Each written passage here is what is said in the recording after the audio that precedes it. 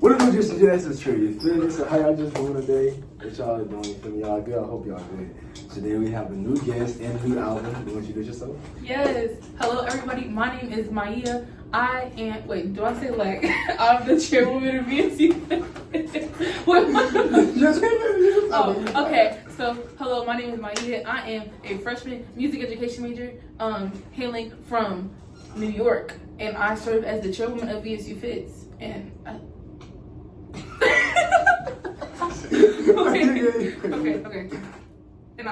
And today I picked. Wait, I said the album I picked, right? Okay. And today I picked the album Mothership Connection by Parliament Funkadelic. Why'd you pick this album? Honestly, because not a lot of people really indulge in funk music as they should. Like, I feel like there's so much like deep-rooted history within funk music that you can really tell throughout throughout the album itself or throughout just any funk song. So I feel like it was a very unique option because not a lot of people really indulge. You watch Road Bounce? So you watched Road Bounce before? No. You gotta watch Road Bounce. You gotta watch Road Bounce. With Bow Wow? Wait, I think I know what you're talking about. Like they skate on the roller rink? Yes. Yeah. I haven't watched it fully, but my mom. You watched it fully? No. You got to. My mom, she likes that. This album reminds me a lot of Road Bounce. Like somehow hit in Road Bounce, yeah. But the first song we got is called P-Funk. Okay, with this song, I feel like, first of all, this whole entire album just takes you through a freaking journey. So it's like you start off with this song, right? And it's just like I don't even know how to explain it. I just know that I picked it because every single time I hear this album, it makes me want to get up and dance type stuff. You know what I'm saying? So it's like, yeah. My rating for this album, I really 10 out of 10.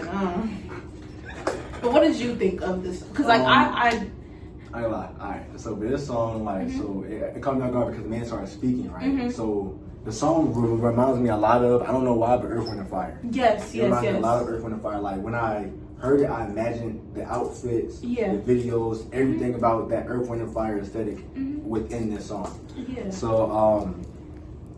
But it starts off with the man talking. It's kind of like he has a slow melodic tone, so it's like it's soothing. You feel me? It's very soothing. Very soothing. I like how it kind of comes in, kind of like, okay, I'm gonna take you through this. I'm gonna take you through this ride, and he's like, then it starts. Feel me? Then the beat hits. It's like, boom. You feel me? Yes. I like that part. Yes, and let me just say, honestly, especially with that, it reminds me a lot. I don't know if you've ever heard of is it Lakes?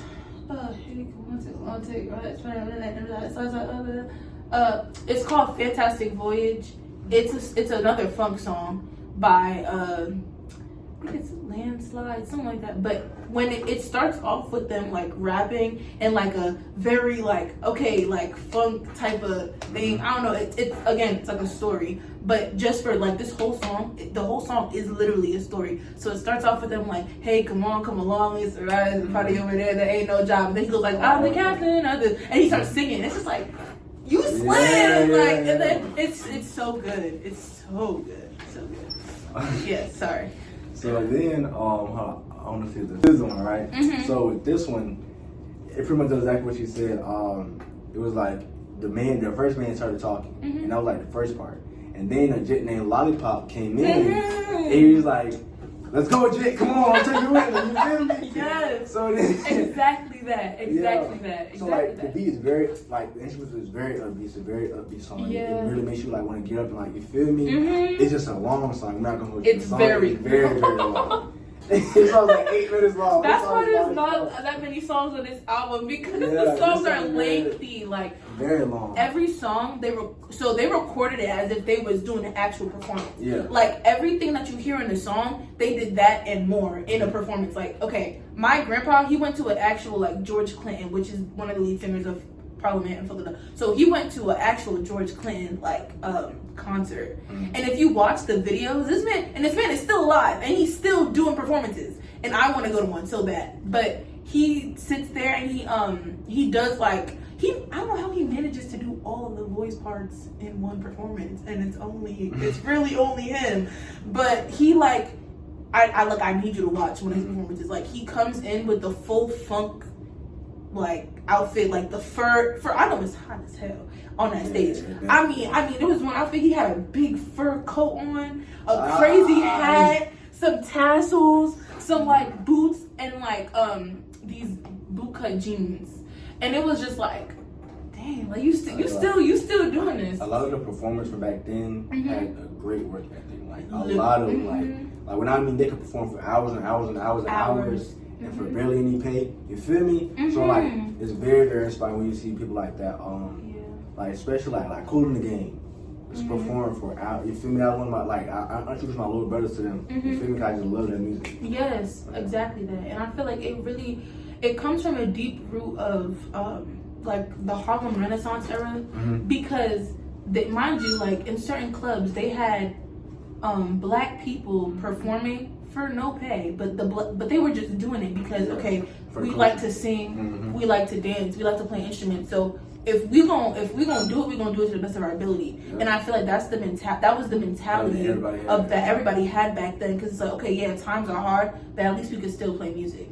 And I feel like we all need to have that's some like motivation that we all need to have today, not even just with music. But even with that, like a lot of them, it was sort of community could come together. You feel me? Because a lot of times that'd be the only entertainment they have, because they couldn't go to the white club. They couldn't do a lot of things because they were black. You feel me? So a lot of black performers like what's his name? Bro, what's the Fruity Tootie? Oh my god. I know who you talk about too. Like he met James Brown too. James Brown was a good example. Oh no, James Brown is a good example. But I forgot it. He was like one of the first black rock stars, like actual rock stars. You feel me? That really made it big. I just forgot his name. And I know his name too, you feel me? But even with him, like he performed in black clubs for barely any money, but he couldn't. One reason he did that because he couldn't perform anywhere else because he didn't have the image. He didn't fit the image. One, he was a very like dancing man. You feel me? He was he pretty much like he helped everybody get on. Like he helped Elvis get on. He helped James Brown. Like he was a part of everybody that was successful during that time get on. You feel me? But he just couldn't get on himself because of his image that he already had. But I don't like Elvis either. That's another conversation for another day. I do not like Elvis. I feel like he just post off of black. He posts off of black excellence and black or just our dances, our moves, the way we talk, the way we move in general. He made it so big. That's a lot of people too. Like there's a lot of people who's done that from even back in slavery times. Like okay, I'm a music ed major, so I'm a music geek. In back then, right during slave times, when the slaves would meet together and go to black churches and they would play the organ, right, and they would have all these different type of approaches of music that white people have never heard before. So the same person who was whipping them, beating them, would sit in the back of their church, listen to them play the organ, and implement that in jazz. That's how jazz originally really started, because they took the basic like jazz chords that black people use in gospel music, and they put that in jazz music. Oh, that's how a lot of like the first artists were black. That lady, hip-hop, everything everything was started with Jordan. I'll probably say the only thing, even country was started by black people. Even country, and I, people would be like, oh yeah, country, this country. Look, I love music. I love me some country music. Don't play like. Me personally, I'm not a country girl. I like me some country music. I can't get behind the country. I tried, and not that I didn't try, but it's like I just can't.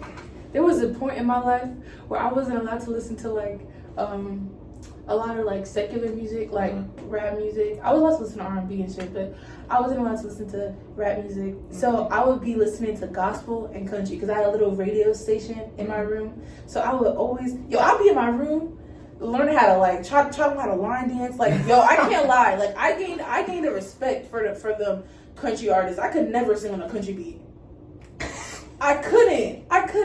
But like, there's that one song. You know that one song that be like, you're as smooth as Tennessee whiskey. No, You're as smooth. Oh my gosh, no, I gotta.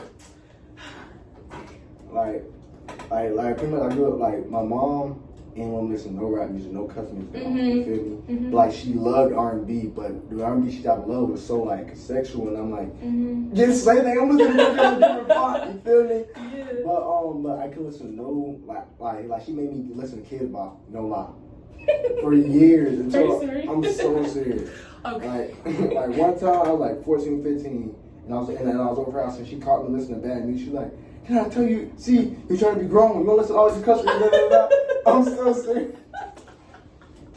Bro, she took my phone away. She's like, that's what I told you. I'm crying. Oh, because you. Yes, and mind you, I was cussing at the time. So, I'm like, but That's yeah, crazy. man. Yeah. My mom made me listen to Fresh Beat Band. Do you know what that is? No. Bro, What like is Fresh Beat Band is a kids show that they would do nothing but sing, and it was the soundtrack is so good. I know it from top to bottom. Like I will sit in my room. Like even to this day, I will sit in my room, put the speaker on, and blast that. Like it's that good. But like you wouldn't understand. You just have to be there, like in that era. I'm not gonna lie. Like 2010s. If you talking about cartoons wise, the music, I got Yo Gabba Gabba. I love Yo Gabba I Gabba. love Yo Gabba Gabba. I do too. But they also had another show on Nick. I forgot what it was. But it was like a bunch of teenagers. And it was like running around, but they all had different colors on them. I don't know what it was, but it was like centered around music. Because it was like, right, so it was like teenager, right? So it would be like him. But it was like all different races. It was like a black person, a Hispanic person, Asian person, and a white person. It was like Indian person too. So like they all teach about their different things, and they had a whole they have different episodes about each culture. We be like, but then like they would play into like the adult kid thing, but they would go into it felt like a fever dream. But I remember watching it. I remember sitting down and watching it. I just don't know the name of it. On Nick? It was on Nick. Because it reminded me so much of Yo Gabba Gabba. That's why I started watching it because of colors. Mm-hmm. Like in Yo Gabba Gabba, on my life, I liked it the green long hard one because he was a rapper. Like, he's a rapper, so I liked him, and I like the black man with the hat on, cause like he was black, and I ain't really still no black representation. So like, I fuck with him, you feel me? Right. And I always view the person with the stripes black too. Mm-hmm. That's kind of like Fresh Beat Band. So Fresh Beat Band was four characters, right? One of them was yellow. He would wear all yellow. He was a rapper. He was a white guy who was rapping. Yo, that man could spit. You can really rap. That man could spit. First of all, at my age, like you couldn't tell me nothing. I was in there, like it was like children's music, but made like to be just more enjoyable. Mm-hmm. But it was a white guy who was wearing yellow. It was I think his name was Twist or something. Twist. There was an orange guy who wore orange. He was black. He was such a good singer. Yo, it was one song. He hit this long ass note. He was like yeah. Oh my god, it was such a good show. I miss my child. I ain't know you, bro. I've been missing it too. I'm like, damn, bro, man, I wish I could be back at that time, bro. Yes. 'Cause I remember I used to wake up early as fuck in the morning and watch Blade and Pokemon. Yes. Before I went to school on Cartoon Network, bro. I mean, I used to wake up cracking on 6 o'clock in the morning. You feel me?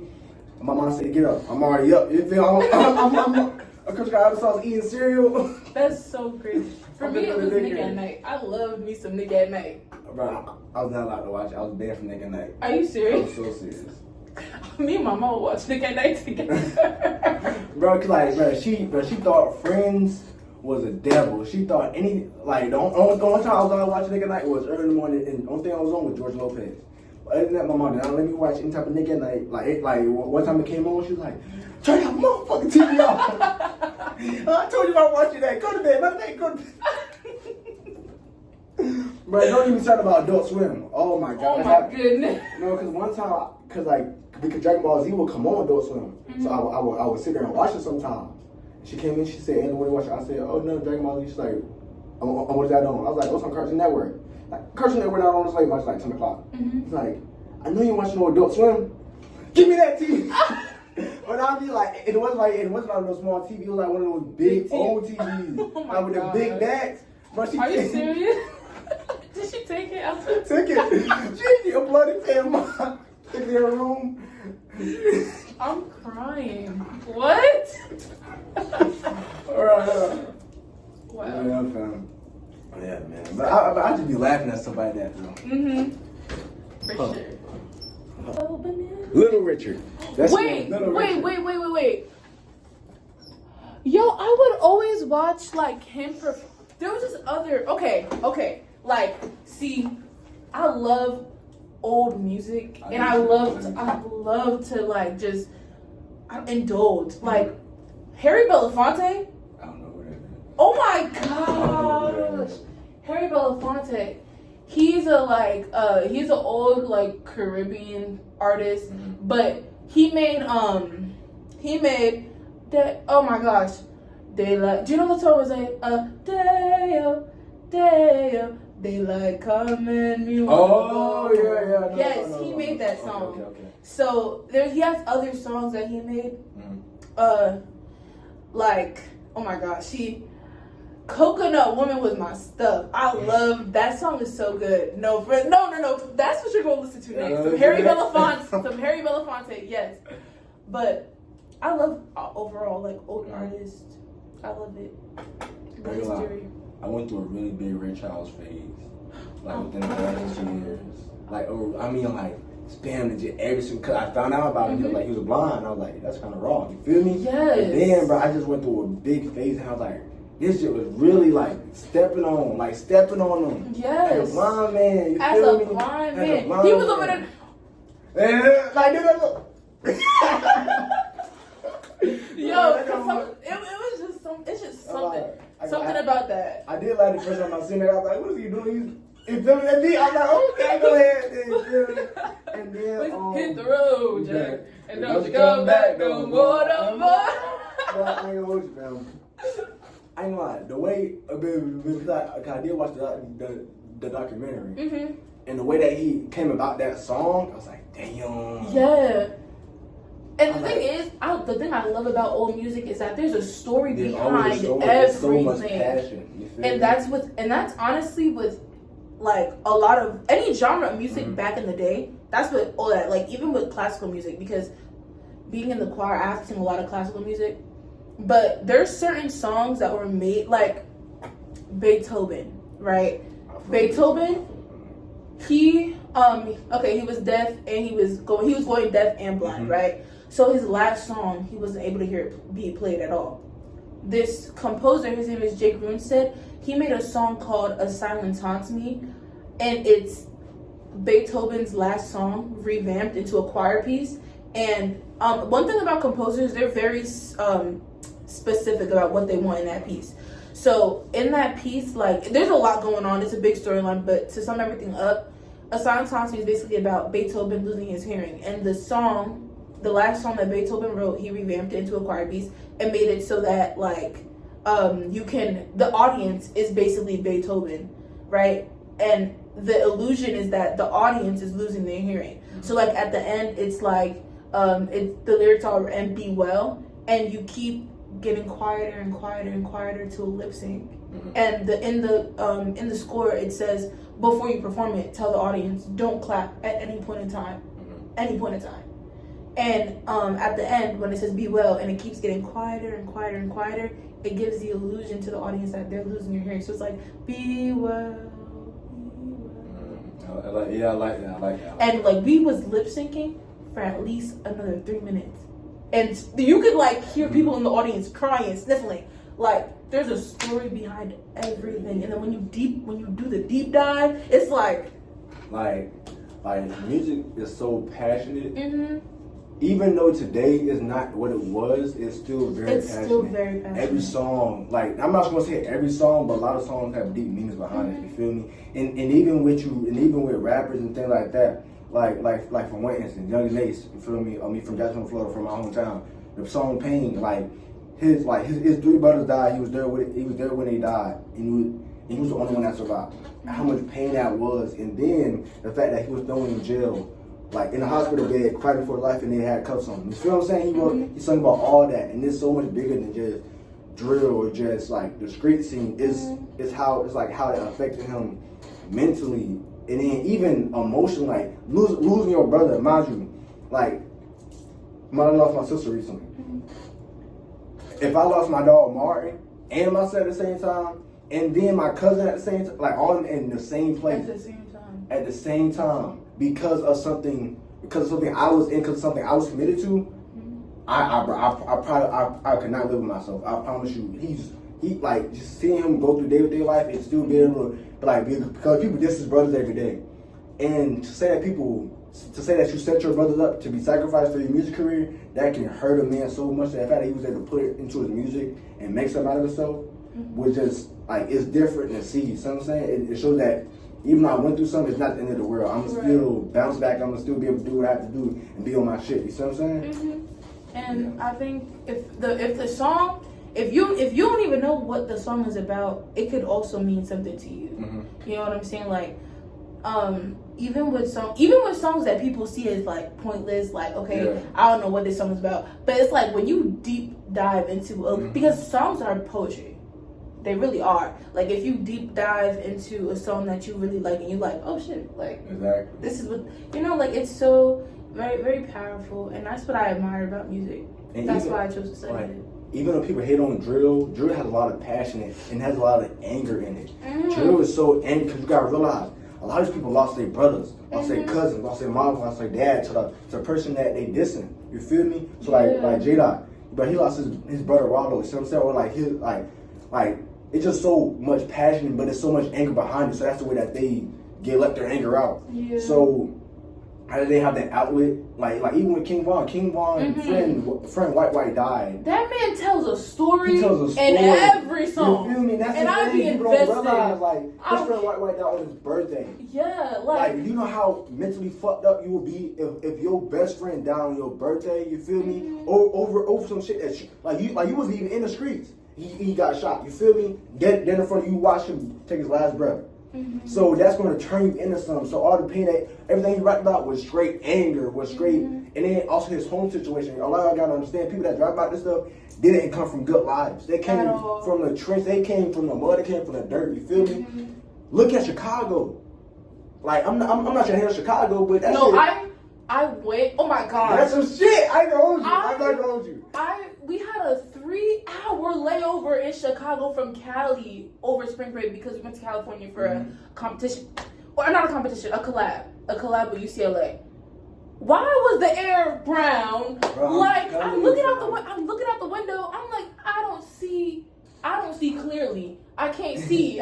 People are so quick to judge because you didn't look like you came from that, but you never know what somebody went through behind the doors. You feel me? Like even when you look at people that come from suburbs and they go into the streets, y'all know what they went through at home. You feel me? Y'all don't know whether their mom was beating them every single day, and the people that they found was they real like taking care of them, making sure they ate, making sure they was okay. You see what I'm saying? Like y'all don't know that, but y'all so quick to judge somebody. But music allows them to get that outlet out. You feel me? Right. And especially when somebody never had the outlet. You feel me? Like my outlet is YouTube. Y'all understand that. When somebody don't have the outlet that I have, somebody don't know how to just express their feelings because you didn't grow up that way. Somebody don't know how to manage their anger because you didn't grow up that way. Rapping is a point of getting that anger out, and they don't care what the fuck they say. You feel me? That's why a lot of people snitch on themselves. It's a way of letting them true self out, letting them pain and anger out. You feel me? Because they feel some type of satisfaction from saying, "Oh yeah, I did that last night." A lot of times they did that because their brother got killed. A lot of times they did that because their cousin got killed. So now they got revenge for their cousin. Even if they killed one person, that they want to make them feel the same pain that they felt. You feel me? Which is not good, but at the same time, you gotta be able to understand. Like, exactly. It's like there's so many. First of all, YNW Melly. like that one song. On my mind. Yo, tape around his body. It's a fucking homicide. His face is is on the t-shirt and his family's traumatized. I didn't even mean to shoot him. It just got me by surprise. I reloaded my pistol, cocked it back and shot him twice. His body dropped down to the floor. He had tears in his eyes. He grabbed me by the hand and said he was afraid to die. I told him it's too late, my friend, it's time to say goodbye. And he died inside my arms, blood on my shirt. Like, oh my, bro, like that's hard. Mama, please don't you cry. I'm sorry. Exactly. Like you gotta listen to this. He shit, said, bro. I will right my wrongs. I'm guilty. Lord have mercy. Please forgive me. Mama, please don't you. He said, wipe those tears off. Yo, like that video like, made me cry. And then when exactly. like not even when he recorded the song, the video when he was in jail, he was making a beat. He was like, "Mama, please don't you cry. I'm sorry. I can't." I'm like, yo, bro, like this nigga. And then Christian Rock. I'm sorry if y'all know her life story. Her music not good, but her life story. Like, the reason she acts the way she do. But y'all gotta understand, even if y'all don't agree with Blueface, bro, Blueface probably helped her out more than you can. Probably. You feel me? Even though Blueface does some fuck nigga shit and does some fuck shit to her, but that man probably got her from a situation where she was about to kill herself. Right. You feel me? Put her in damn near rags to riches, making her make amounts of money, allowing her to do things that she would never thought was possible. Making her see something in herself, for exactly. real. Like, if you, first of all, and then especially because even though her mom was the one who literally let her get sexually abused, because she feels so confidently in herself now, it's like, she's not worried about that. Mm-hmm. Like, now it's like, okay, I could not forget about it, but I could, bypass it a little bit and learn to build or some type of something with her mom. Like, I feel like you never know the whole situation. However, he probably did help her in numerous amounts of ways. Yeah. Numerous amounts of ways. So. And then even when you look at somebody like Kanye. Mm-hmm. Kanye, like. He lost his mother. Like, the way I look at it is, his mom was a person that held him together. That showed him right from wrong. To him was his only supporter. And then where everybody doubted him. Yeah. He lost that. And then people start calling him crazy. You have to understand, at a certain point, if somebody calls you crazy, you're not crazy. I'm gonna show your ass crazy. You feel me? That's what I'm thinking. Like, yeah. I'm thinking like, right, if I'm saying I'm lost, I'm hurt, and y'all sitting there, oh, he going crazy. Man, I'm gonna show your ass crazy, fam. Watch this. You feel me? So, but he does it so strategically. But he says what he feels. But without that barrier, without that saying, Kanye, don't do this. He doesn't have that. Mm-hmm. Like I mean, you can say Jay, you can say all these people, but in the same sense, that's his mother.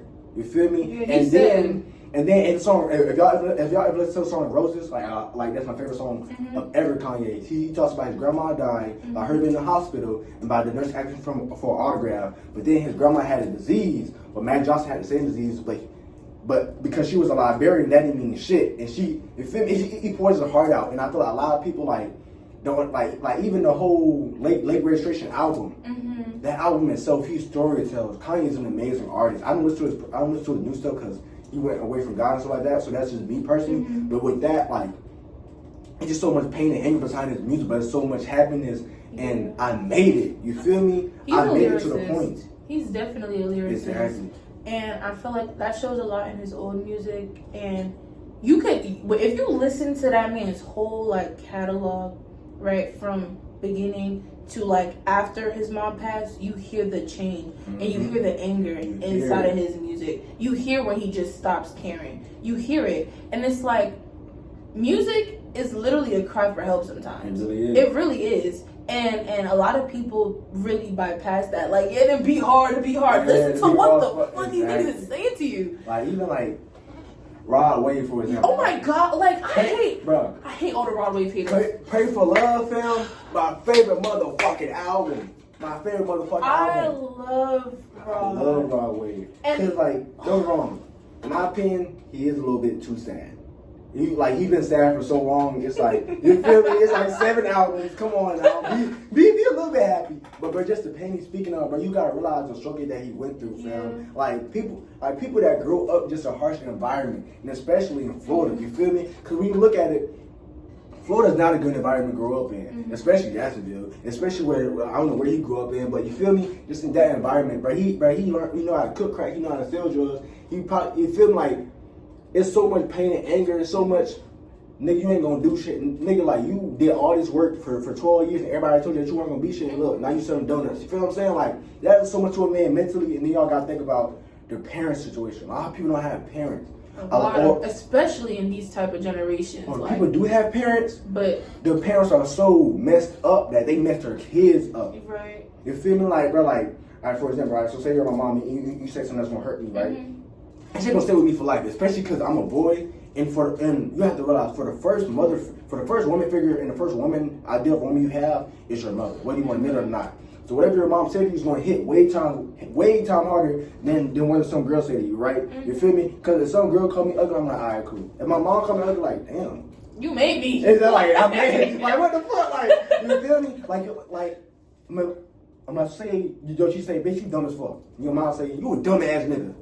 You feel me? That's when it hit harder because that's your mom. That's the person you can't. That's the person that's supposed to love you for who you are because she made you. You feel me? A lot of times, the reason that men wise get into the streets or get into bad habits is because their home situation not good with their mother. You feel me? Or they don't have a father figure to lift them up. And say, I got you. You feel me? So the first person they have is their uncle that's in the street or their partners that's in the street. And they probably taking care of them. They probably driving around. They probably make sure they eat. They probably making sure they feel safe. If they get in a fight, they probably jumping in. You feel me? So why would I not die for this brotherhood? Why would I not die for somebody that's willing to die for me? Why would I not put my life on the risk for somebody that's willing to run for me? Oh, we need to make money. I'll hook you, steal drugs. Come on, bro. We need to make money. You feel me? Provide like that's how a lot of this shit started. That's how gang and stuff really started to protect their community and provide young men something to hold on to. You see what I'm saying? Especially the black community. Yeah, and that reminds me a lot of like the New York era in the 90s. Like obviously I wasn't alive, but when I say I do my research, I do my research. Yep. So you know so Nas. Yeah. Nas. Mm-hmm. He has a song called It Ain't Hard to Tell. And he also has a song called Daughters. And he was like, and to bring back, especially from a woman's perspective too, like, if you don't have a good relationship with your dad and you're a female, it's gonna hit harder. It is. It's gonna hit harder because a lot of people say like a girl's first heartbreak is their father if they don't have one. So he was saying in the song like, and it really touched me because it's like, I never had the best relationship with my dad, but it's like it's getting there. So he said to my brothers with daughters, I call us. He said, not saying that my son is less important, but for my brothers with, and it's like he poured his heart out in that song when it came to fatherhood, and because he said like if my daughter is in love with a thug, I can't judge, like because her father's a thug and I love him. Like, because Nas was in the streets as well.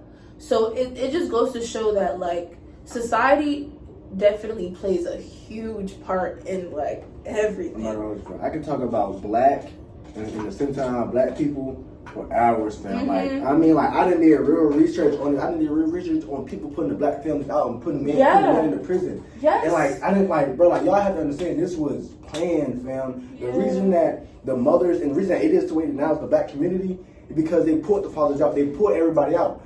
First of all, they made them lose their jobs, and then they got them what was sellable and making good money, crack. You feel me? Once they got put in jail, now their mothers raising their sons, their daughters, and everybody else around. The mothers are mad at the men because they're in jail, they can't help. You feel me? So now they saying bad things to the son and to the daughters. You feel me? Oh, fuck your dad, a fuck nigga, he broke ass. You feel me?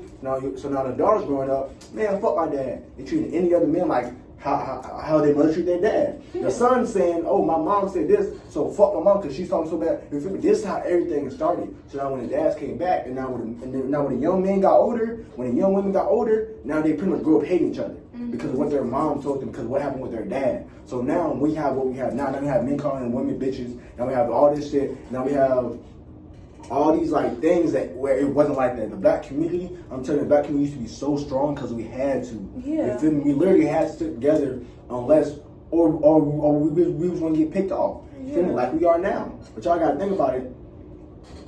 Why is it the way we are now? Like this is so much deeper than just streets or drugs or jail. This is on a deeper level, like why are we hated? You feel me? Why are we pushed to our limits, and then killed off. Right. You feel me? Like they just run back to segregation. So like, oh my God. they just run back to segregation. Like me personally, film. I like being around black people. So like, if you, I don't want to go to no whites only thing anyway. You feel me? I find black people that do it better. I ain't trying to say. I'm saying like for real, like y'all gotta understand that we get everything taken away from us and flipped and get called better. Like, but like somebody called Bonnie the head rag. Like, what the fuck are you talking about? And then, bro, like y'all like just sagging in general, bro. Y'all do understand? Sagging was bad. Sagging came from slavery. Then sagging went to jail. We took sagging back. Now they took sagging. Now it's some cool shit. Right. Like, first of all, a lot of the stuff that goes on now is so deeply rooted when it comes to slavery. Like what you were saying, like with taking their fathers out. First of all, back then in those times, the slave masters, they would literally sit there and sexually assault the men in front of their kids. You know why? Because they took the biggest, strongest men, feel me? Like, for example, like a stereotypical Tyrone ass nigga. You feel me? They took the biggest nigga and they will break him down. You know why? Because they pretty much just said, I took your biggest nigga and I broke him down. Don't get out of line. That's exactly what they said. That. You feel me? So the men would sag their pants. The owners would make them sag their pants to show that they've been dominated and conquered. Pretty much say, I can conquer you if I conquer him. Then sagging went to prison. Then sagging went to like, oh, da. Sagging has now came from us. Now we now young men start using sagging as like when they got out of prison, it was more for fashion. You feel me? Now it's just it's not nothing. Now everybody's sagging because it's cool. You feel me? But they don't know the history behind it. Exactly. Like I don't like the fact that like you could, if you speak on anything, make sure you know the research. I mean the history behind it. Like. First of all, reading is critical and research is critical. Reading is fundamental. Like, honestly, and that's why research is so important and history is so important. Did you know that by 3rd grade, when it comes to men, they know exactly who's going to prison? They do. Like, maybe by 2nd now, like they know they could look at your whole entire all your information, everything, and just he going to jail by 15. It's set up that way. He going to jail by 18. It's set up that way. Like, and I think that's so sad. Like, yeah. Bro, for me personally, I have such a hard time when people say, "Oh, forget about it" or "Forgive it." It was in the past. We literally was killed and had our skin cut off our bodies, and put in clothing. We were worn as clothing. You feel me? I don't think y'all understand that. Y'all trying to make it seem like it was so far back. That was 3 grandparents. So your grandparent, your great grandparent, your great grandparent. That was not that long ago. That was 3 generations. Y'all have to understand that. That's not that far. Not that far. This is like there's somebody still living that was just throwing rocks at a black person and calling them nigger and like, oh you nigger bitch, saying all this shit. You feel me? Like this is still fresh. Like y'all have to understand that this is so deep rooted, and we so often get told, oh, that's in the past, that's your ancestors. Yeah, like, it's so, first of all, I actually have a personal story about that. Last year, I think it was last year, or 2 years ago, I got chosen to speak in front of Elizabeth Eckford, who was a part of the Little Rock Nine, right? The first 9 Black African-American and the fact that she's still living is crazy. The first 9 Black African-American women to go to an all-white college, a college, right? So imagine you walking through the college, you getting spit on, you getting cussed out, you getting rocks thrown at you and all that. She's still living, and when I met her and I got to speak, first of all, I had to do like a reenactment of her in front of her. It was so cool. Anyways, but they literally told us that you can't clap, you can't do any of that. Like you have to lightly snap like this. You can't even fully snap. You have to like that, because the PTSD is so bad that it's like any little type of loud noise, you could just see her twitch. And it was very sad. And it's like, y'all, people don't understand, like, it wasn't that long ago. It wasn't that long ago that Ruby Bridges was walking in that school getting cussed out. It wasn't that long ago. How old is that woman? She's not that old. It was not that long ago. And they trying to bring us back there too. Exactly. That's the sad part. My whole thing is, right, like my great grandma's still alive. I could ask her, hey, what was that time like? She could probably tell me how bad it was. Y'all gotta realize my great grandma's still alive. That means her mom didn't die. Her mom was alive when I was alive. Feel what I'm saying? That's what I gotta understand. Her mom, my great grandma was alive when I was alive, but she died when I was like real young. In the same sense, that's still crazy to think in 2005, somebody from 3 generations ago was still alive. And then there are people from 5 generations that's still alive. Right. So somebody that really was a slave, feel me, that was really in the field, was really doing this. Y'all gotta understand that they were so nasty to us. So so disrespectful, so nasty, that does not just go away in 3 to 4 generations. Because we still have to kind of face those same consequences. First of all, the woman who falsely accused Emmett Till is still alive and not in prison. Y'all, she is still alive and not in prison. She got a man killed, a man lynched. His face was unrecognizable to the point where you couldn't even recognize his, you couldn't even recognize him. His face features, you couldn't recognize him. You couldn't recognize him at all. So it's and she's still alive and not behind bars. But if it was a black person, he would be He'll be behind bars for life. He or she will be behind bars for life, even killed. And then y'all think about this, right?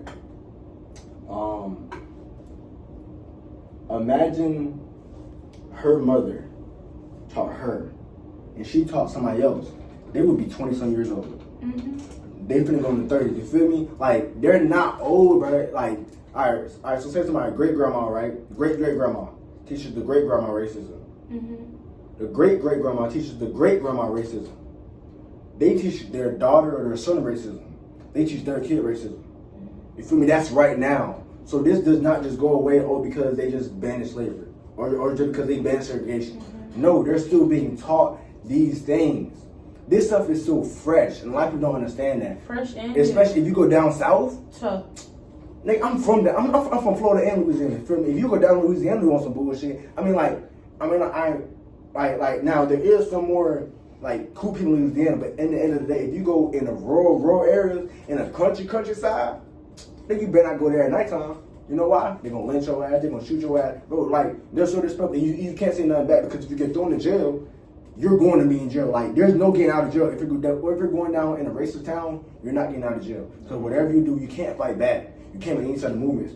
Let them beat on you. Let them do whatever it is to you. Because at the end of the day, you need to walk out there alive. You feel what I'm saying? At that point, if I was in a situation, I'd swallow my pride. And I better swallow my pride. I'm not saying to swallow my pride in certain situations, right? If I'm in a situation where I know somebody, in front of police officers, I'll swallow my pride. Yes, sir. No, sir. I ain't do nothing. You feel me? Just so I'm safe. Because I know, even though I talk away, even though I look away, even though I can present myself a certain way, at the end of the day, I'm still black. No matter how I talk, no matter how I look, no matter what I wear. But I can have a full-on suit in a Ferrari and be a CEO of a company. He can still arrest me and say, because he looks suspicious. You see what I'm saying? Because you quote-unquote fit the description. Exactly. And, bro, I might be dad's mayor of a town. Go to another city or town. They don't know a mayor. So now I'm getting thrown in jail. What happened? I tell them what happened. Why would they throw you in jail for that? So now, you feel they don't have no respect for you unless they know you're in a higher position of power than they are. You feel me? That's what it's this whole. I can really go this way. Yeah. It's and also okay, this and to bring it back to the music standpoint, they use music to heal them. In bring it back to slavery times, right? No matter what was going on, no matter how many times they got beaten, when they meet each other on Sunday, it's Go Down Moses, it's Wade in the Water, it's all these, you know what I'm saying, uplifting songs that are uplifting them to get to where they need to go. You know what I'm saying? It's just, it's very uplifting and encouraging, but also depressing at the same time. Because it's y'all really was going through all this and still singing every single Sunday. It's it really encourages somebody to get through what they're going through. And it still does to this day. And the fact that we still sing these hymnals, great is thy faithfulness. Great is thy faithfulness. God's faithfulness unto us. You know what I'm saying? Even when we're going through, to put it in their times, when they were going through slavery, when they were going through getting beaten, their kids getting taken away from them, all of that, but still, as great as His faithfulness. I mean, it's like, it's very encouraging, and they definitely used music to heal them and to try to heal the world. Honestly, like, and the fact that was carried on even into this generation, people still use music to unite each other. Like, I'm telling you, I went to a PWI for in my high school, and when the music came on, when that white girl music came on, trust me, I was in there. I was in there partying. Some of that should be in. Some of that should be in. Ain't it fun? Ain't it fun? I got sweater weather. I love sweater weather. Oh my gosh. I ain't lying. So some of the music be hitting, but some of it, I'm not. You feel me? Keep that over there. But I ain't gonna hold you, man. Sweater weather. Don't worry, I'll get me started on that shit, man. You feel me? Like even Katy Perry and things like that. I like Katy Perry. She rocks. I like Katy Perry. But yeah. Even like, bro, what's that girl name? The one that made Promiscuous. Oh my gosh. So the F. Yeah. Flo. No. It's like Fergie. Yeah. I fuck with her. Remember when she did cartwheels and she was saying while she was doing cartwheels? She's such a troll. Oh my gosh, no, you gotta. She did. So she was performing and she was doing cartwheels while she was singing, and she was like, like it was crazy. It was no. Like you need to hear it. Hold on. She was front flipping. She wasn't even cartwheeling. She was. I remember. She like she killed that shit up. She killed that shit. It's just so funny. Oh my gosh. Hilarious. I can't even lie. Right. We got so off topic. We really did. But back to the song, you feel me? The next song is called Mothership Connection. Love this song. Passion. I think actually, my favorite song on this album. No, I'm gonna wait. I definitely have one. Yeah. But Mothership Connection, fun fact, that was one of, so me and my grandpa, my grandpa is very much musically, he loves music. So that was one of the first funk songs I was introduced to. And then from then, we spent, at least 3 hours in his car just listening to, a lot of funk music. So this really opened my eyes. This is really my, I love this song. What did you think about the song? I'm very curious. All right, so this song, it really hit hard. It came in you feel me? Yes. Imagine you sleep, somebody just come in, bitch. You feel me? That's how the instruments came in. But it really made first time I was like, and it feel it makes you bob your head and stink your face. We be damn. When you hear that slap bass, slap bass, that slap bass, the it's so powerful. I wish I could play bass.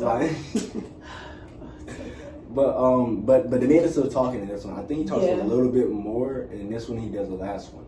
But instrumental is very, very hard, and it really does make you want to get up and actually move your dance. This is something you can hear and be like, okay, hold on, give me do a little two-step. Yes. Yeah, I fuck with this song. Yes, and I think that's the whole idea of funk music, disco music, all of that stuff, because they want you to get up and dance. They want you to dance. Yeah, Outkast, hey y'all.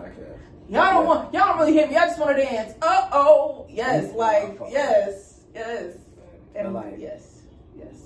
But that whole genre, roll bounce was my favorite move, just because I wanted to skate like them. You feel me? I wish I could. And then the song, I think it's either Live Freak or Chop or Chill Freak, something like that. But it's Love Freak, and she. Love Freak, something like that, you feel me? That's one of my favorite songs. Wait. It's she freak. Like dun dun dun dun dun dun dun dun dun dun dun dun dun dun. I know what you're talking about. Yeah, that song. Yes. I fuck with that song. I love that song because like that shit, like that shit really made me like if I'm in the if I'm in the skating ring, I'm playing that shit. You feel me? Cause like, well, I'm feeling like nigga fuck Bow Wow. I feel like sweetness in that bit. You feel me? Right. I'm in that. You feel me? Trying to do the dance and shit. I can't do shit. Bro, like I'm in there trying to roll around and like that. I'm crying. But yeah, like full fit on, colorful, honestly, like colorful disco suit, like suit. I'm saying hat, flare pants, like I'm like everything. What up, baby? You feel me? I'm like that just ain't real, bro. I'm like, oh, you feel me? But yeah, it just makes you want to get up and dance. Like I like songs like that. I like songs that get you out your comfort zone. Like me personally, if I'm at a club, bro, I want to dance, fam. Fuck sitting on the wall. Nigga, I want to have a dance battle with you. Like real shit. Like real shit, but I'm like, you feel me? I want to have a dance battle with your ass, you feel me? Yeah. But that shit just make it fun. But I understand being on go, but at the same time, but I don't understand going to a function and not having fun. You feel me? That's why I can't get with these parties. Like, I'm not gonna hold you. One Can't. thing I will say, and I say this multiple times, one thing I will say about white people, they know how to party. They know how to really let loose. Even though they on all type of drugs and shit, like, they really be in that bit. Letting that bit loose, you feel me? You've never been to a party unless you've been to a white party. And I mean, dancing. Okay, I mean dance circle, popping and locking. And don't get it wrong, I love my people. I love black people. But bro, white people parties are way better in my opinion. Yes. Only because you have you just feel like you're being judged so much in a black party, unless everybody around you drunk. And it shouldn't be the case. You feel me? I don't know if you went, but the Darty, like that was the only time I really was able to, because I didn't feel like I had to. You feel me? Like I didn't feel like I had to stick and move and shit, just to have fun. You feel me? I was just having fun. And if some nigga tried me, I was gonna whip that ass. But at the same sense, I was like, nigga, fuck being hard, bro.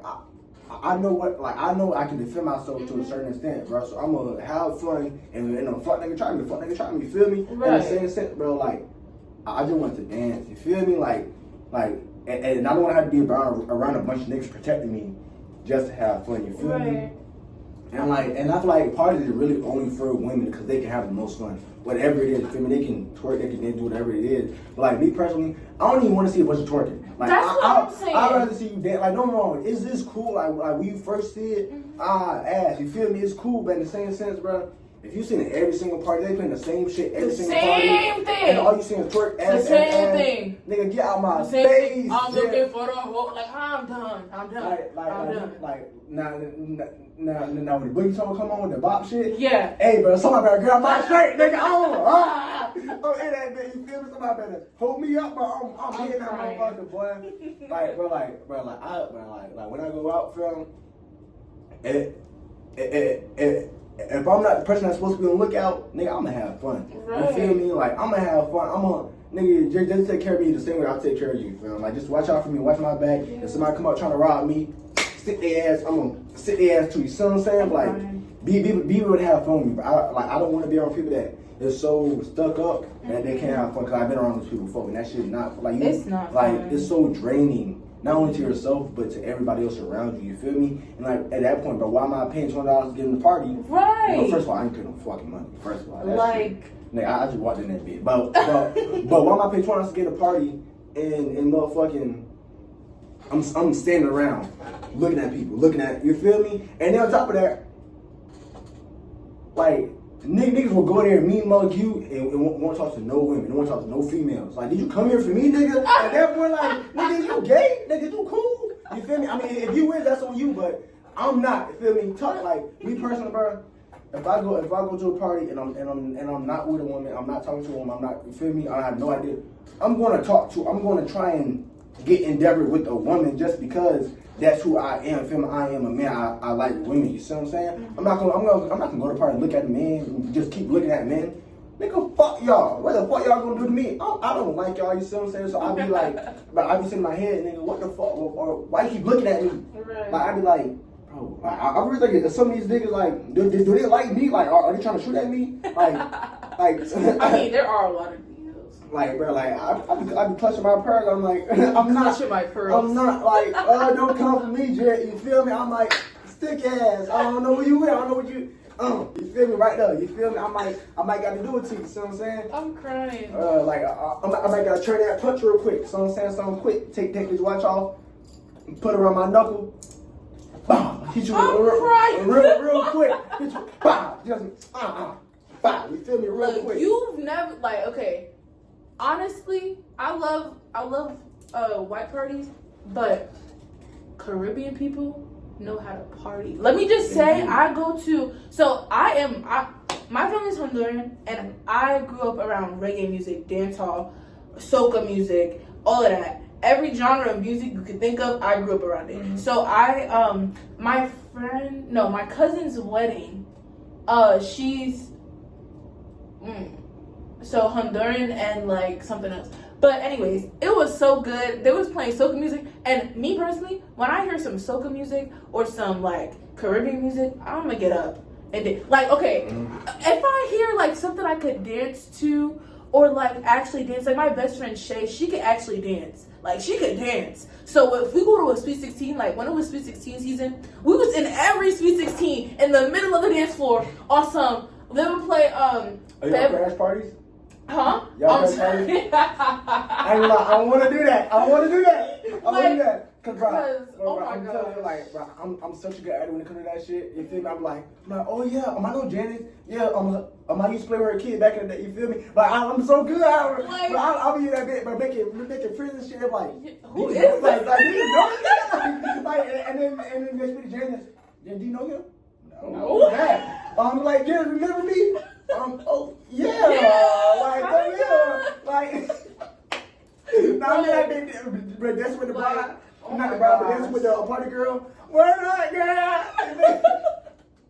Like, it was so fun. Like, you gotta be able to get up and dance and also be around people who make you feel like you can. Yeah.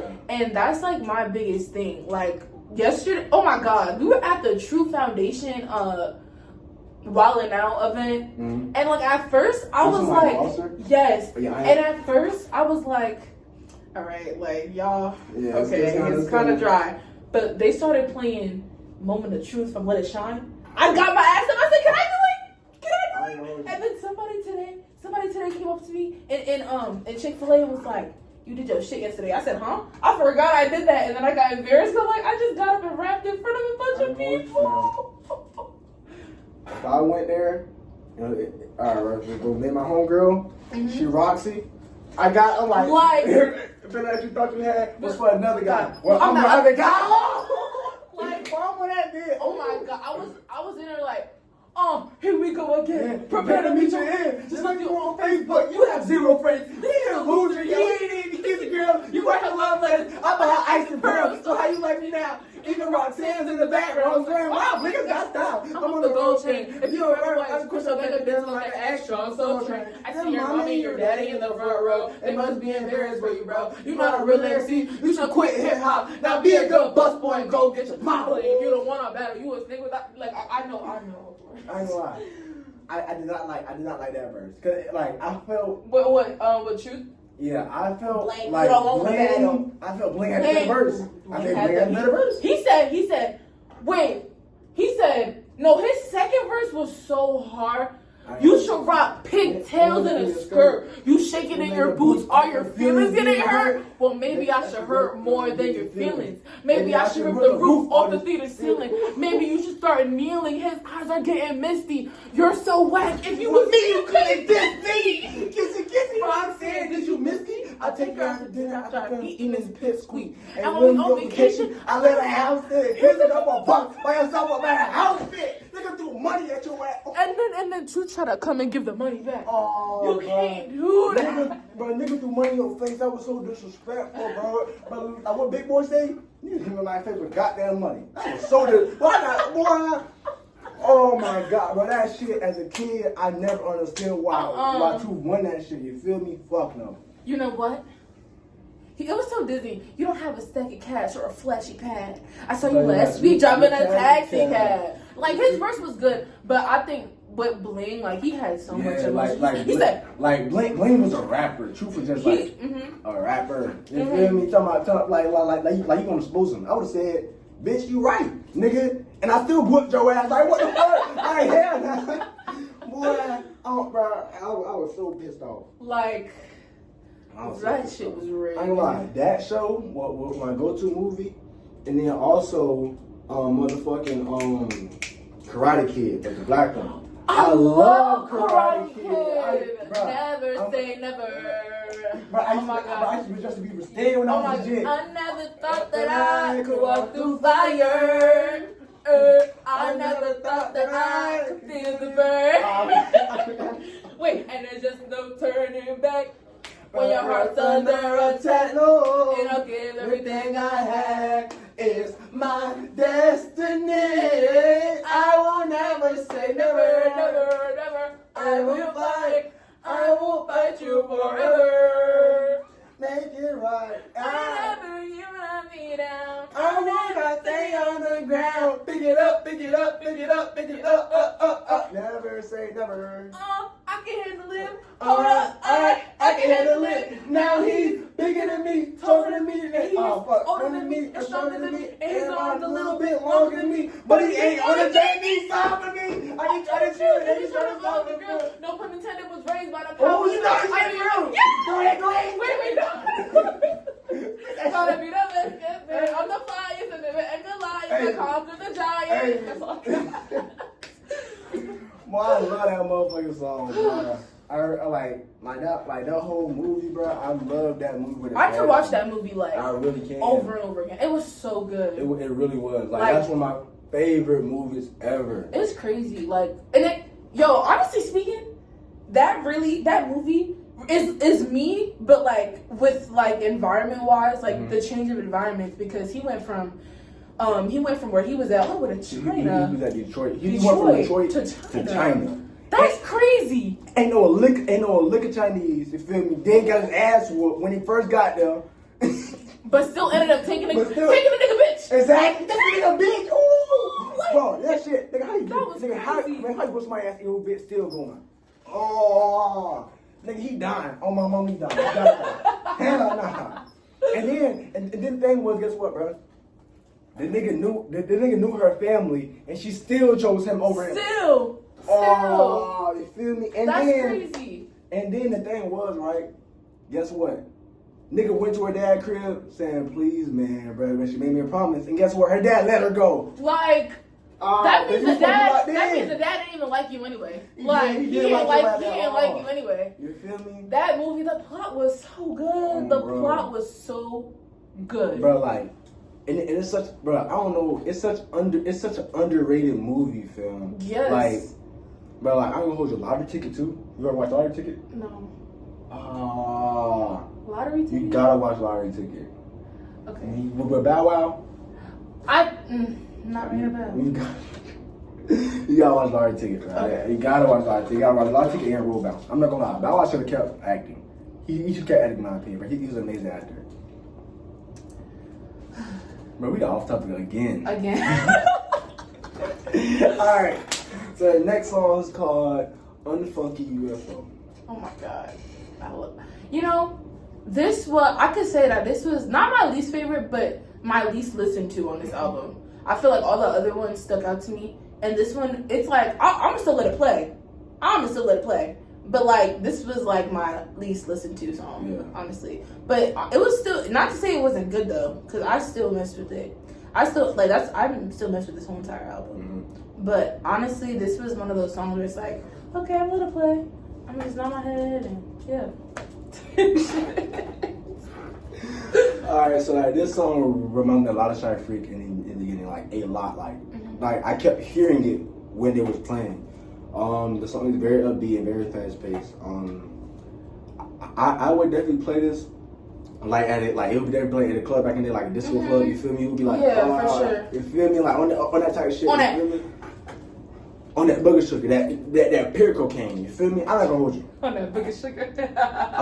I would did cocaine back then. Wait, honestly, shoot. That one song, one song by Cameo, tastes like candy. I can feel you when you walk. That's my song. Even when you talk, it take over me. Ooh. Well, I'm telling you, I would've. Boy, I would've been coked up one night and went to one the next. Boy, I would've.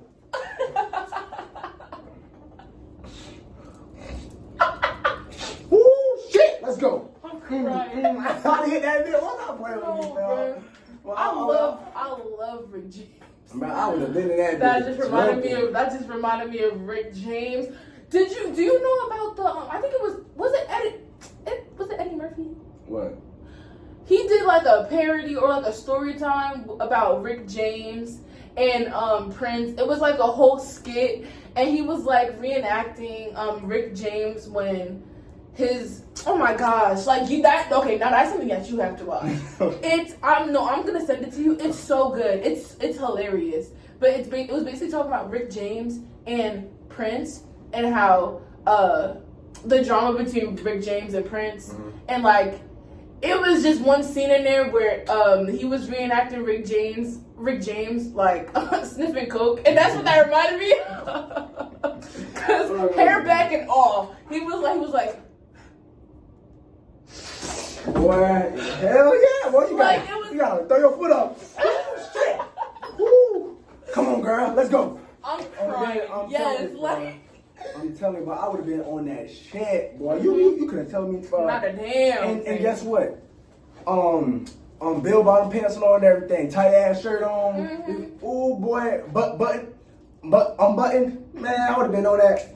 Ooh, man, don't boy. Big ass afro. Oh my god! Like, tell me if I had a time machine, I would just I would go to a disco. Just the club. Just the club. After that, I'm coming right back. I'm not saying that bit though. No. Just the club. But hey man, bro, if we could bring, like, personally, bro, I'm gonna start a club like that. But you gotta dance. Like, if you don't dance, you getting kicked out. You feel me? Cause bro, there's no reason.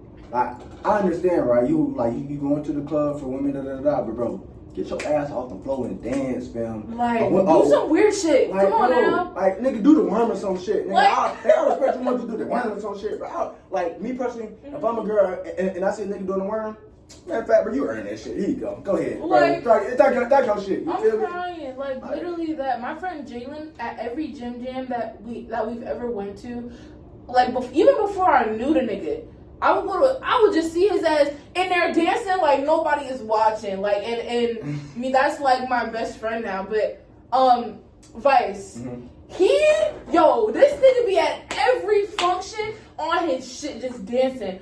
Bro, we was in Jones. We was in Jones one time, and they was playing some Heat. Like, I mean, Michael Jackson. They was playing some Heat, like old Heat.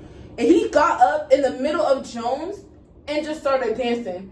Alright, bro. I I'm not gonna understand. Me, I'm a very, very impulsive person. If I want to do something, I'm gonna do it. Like me personally, like if I'm in that mode, nigga, if I don't know something, hey, Jay, come here. If I'm gonna ask right there. Or if I hear a good song, I'm dancing in the middle of the street, literally. Nigga. Cause bro, like, what is somebody gonna say to me except for, oh, you look lame?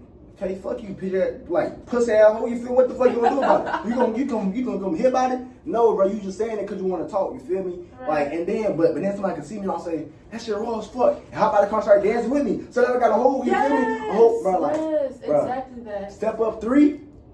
Okay, I know this. Yes. Yes.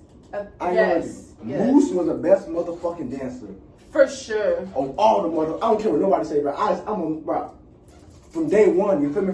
Since I first saw him, and I'm in that Chinese rain scene that he was in, like when he was in the water and shit. And he was late and shit. Bro, that was my motherfucking scene back in the day.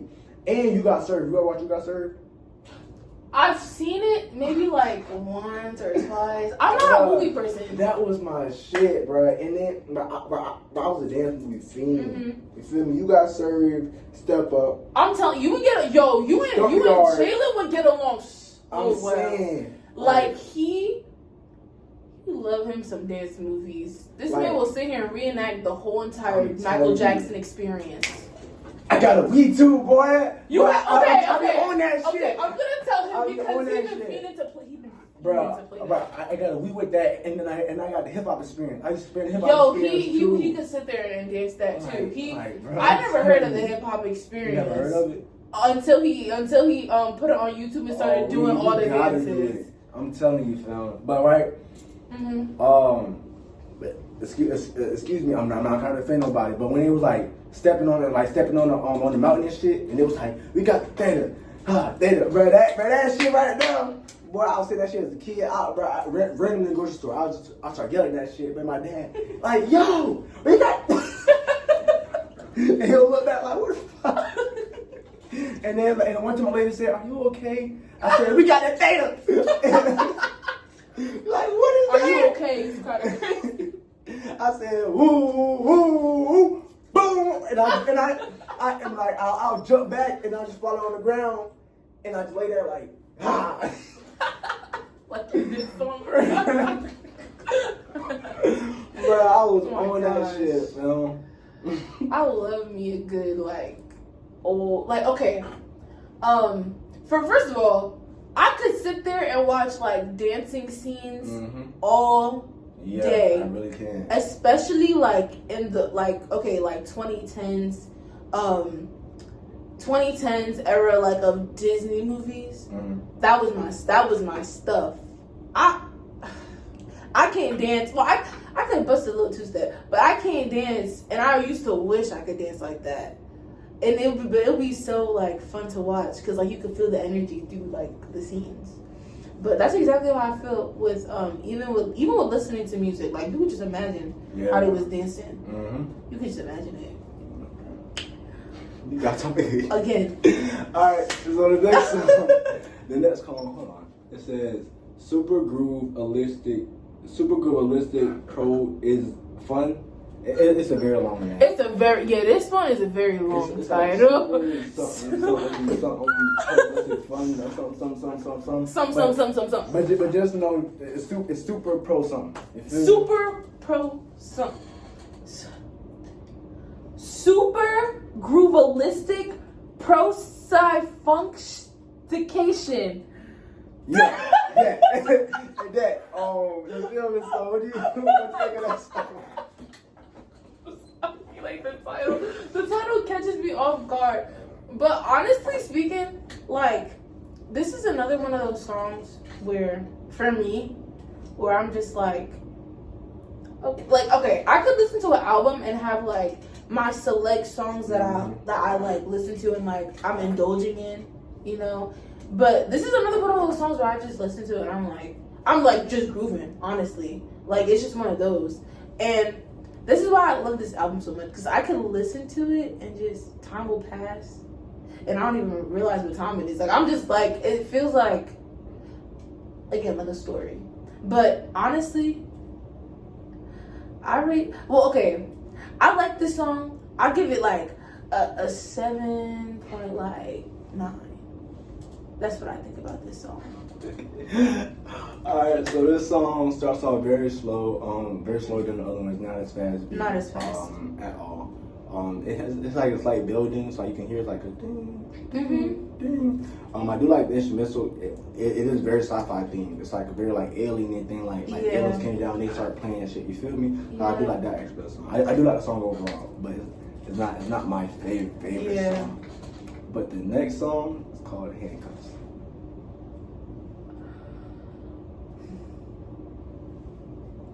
I'm not gonna lie, I forgot about this song. Like, I definitely did forget about this song. So, like... Well, while she's listening to this song, compared to the other ones, is very slow. But I like it. This was my favorite song off the album. I like how they mix the beat. I like how they mix the instruments. Oh, this one. The song seems like it's trying to get like with the words in it, because like most of those songs have words in it, but like, it's hard to figure out what they're saying. It's just kind of like you dance to the words. Yeah. But it seems like it's trying to make a woman to stay and like, you feel me, like stay with him and stay with, like, it's where like they're talking about a woman and he wants her. But I like the song overall. The whole instrumental, the whole production of that, I like it.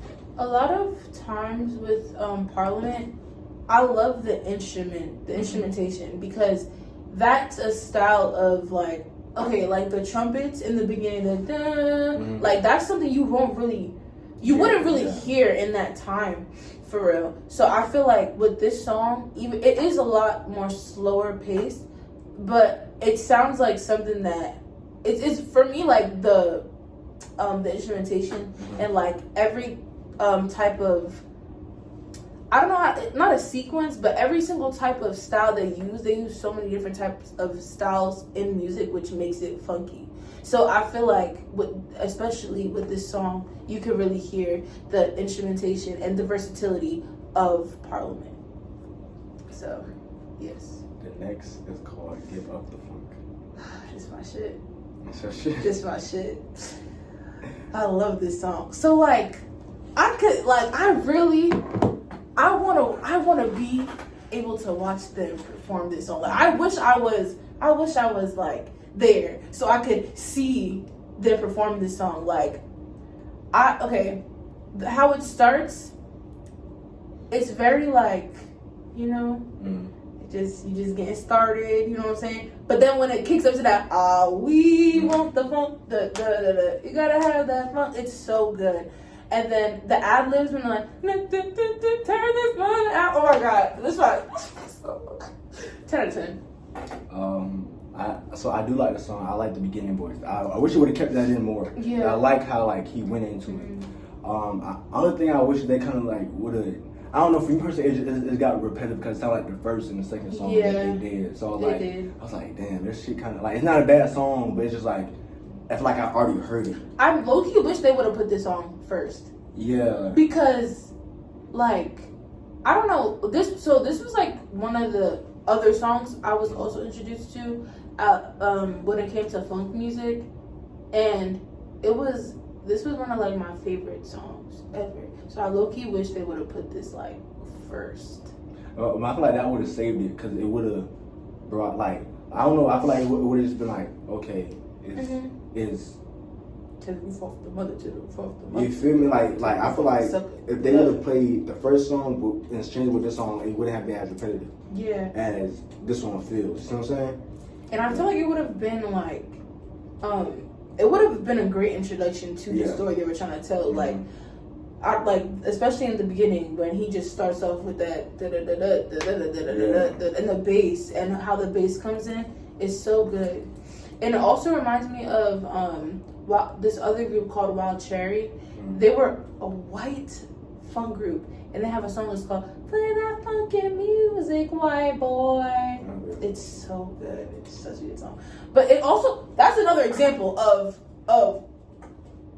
the Caucasian peoples taking black style, but in this case it was more like music appreciation. Yeah. Because the song's basically saying about how the band was in a club and they were playing music and all the black folks was encouraging them and said they were saying, "Play that funky music, white boy," and it's basically a song about how music can unite you. And like that's what it means to me at least. Yeah. But it's such a good song, and I feel like funk music back in the day really did unite people. It really did unite people. It got people out of their comfort zone and made them dance. Yeah, and it was using a bunch of different styles of music to create a whole new one. But the next song and the last song is called "Night of the Trumpers." Yeah. Trumpers? Yeah, "Night of the Trumpers." Honestly speaking, I like this song. This was also another one of my favorite songs, and also I don't know how to. It reminded me of like just like a late night car ride for me on the highway, just blasting. Oh my gosh. Like, such great vibes. But I do like this song. I agree. I like this song. It was very different from the rest of the album. Very, very different. That's why I liked it. It was like a new sound. I was like, damn. You feel me? Like, like, the last one, it got repetitive. This song was very like, nigga, we got you. You feel me? Like, we pulled you back in. Like, we have versatility. The beat is very upbeat, and overall I like it. Yes. So, on the whole album, what part you been waiting for? What would you rate the album? 10 out of 10. 10 out of 10? Yes. Why 10 out of 10? Because I grew up on it. Because I grew up on it, and also it's like, this album, along with other ones, has really inspired me. Like when it comes to like my music taste and like how I listen to music. You know what I'm saying? So that's why I give it a 10 out of 10. Okay, feel me? Y'all know how I rate. You know what I mean? The song and the album is not bad. I rated a 7 out of 10. Only because it has some skips on it. Some songs I wouldn't play in the car. Mm-hmm. If it came on, I would skip it. If I wasn't in that specific mood for it. But overall, 7 out of 10. It's a great album. You feel me? A 7 is still great because like a 10 out of 10 means like no skips all the way through. Anytime I come on, I'm listening to it. Like I can really listen to the album. So with that being said, so y'all just enjoy that. Yeah, Babs.